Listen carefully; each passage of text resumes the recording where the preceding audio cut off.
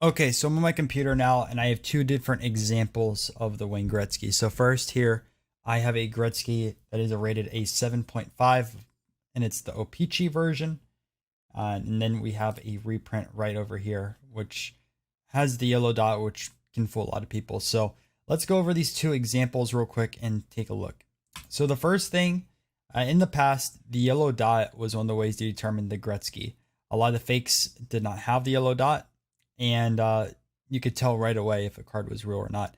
Now, just a quick side note, the Topps rookie card of Gretzky does not have the yellow dot, so you can't tell if it is real or fake because the yellow dot. There's other ways. But the Topps one isn't as mass produced fake wise as the O-Pee-Chee. So I'm only going to be going with the O-Pee-Chee that one on this time. But first thing is that yellow dot. A lot of, if it's an O-Pee-Chee card and does not have the yellow dot, it is a fake right away. But as you can see with this example right here, some of the fakes do have the yellow dot. So be wary of that one. The next thing to take a look at is the black lines. So if you load these up under magnification, they should not be pixelated. So you can see these ones over here on this side and everything like that are very, very smooth. These look pixelated alone from this. But when you go under magnification, you can really, really tell.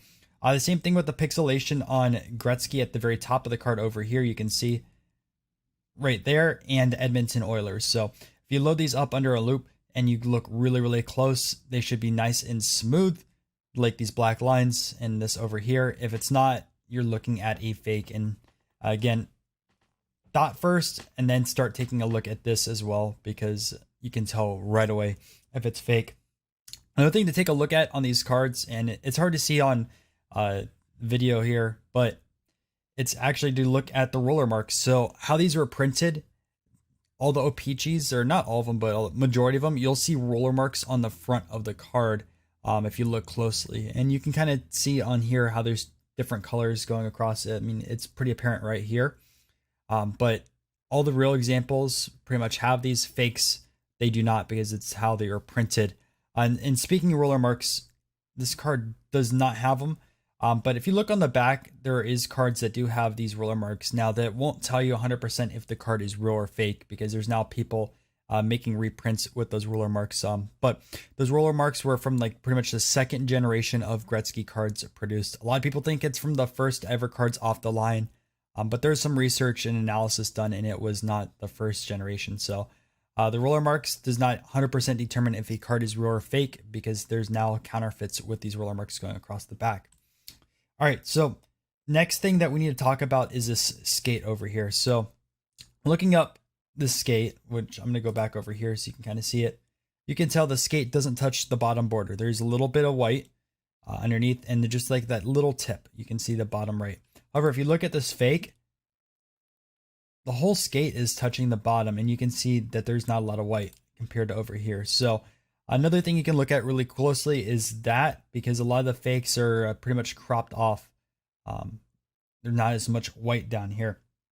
Another thing with the printing and how these cards are produced is actually how they were cut. So there is a lot of controversy about the Gretzky that was graded a 10. And even I didn't think it deserved a 10 for the longest time until I realized how these cards were cut. They were cut with a barbed wire, not like normal days where they're cut and it's really smooth. So you can even see like the 7.5. Look at this edge on the side. But the issue with it is this card can be perfectly mint, but when it's cut and it's at the very bottom of a sheet, the barbed wire is going to cut it really weird, and it's going to have those rough edges. So when you're looking at a Gretzky O-Pee-Chee, look for these rough edges, because a lot of the counterfeits don't have them. And the rough edge is a really good sign that this card is legit, because this is how they were cut back then. And someone who's trying to pass off a fake Gretzky is going to try to have smooth edges and something centered. So having one that's off-centered or having one that has these edges over here is a really good sign to look out for when trying to spot a real one.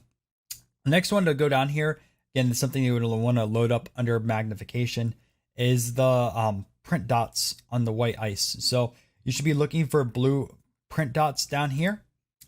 And if you load this up and you're seeing red print dots, that means it is fake.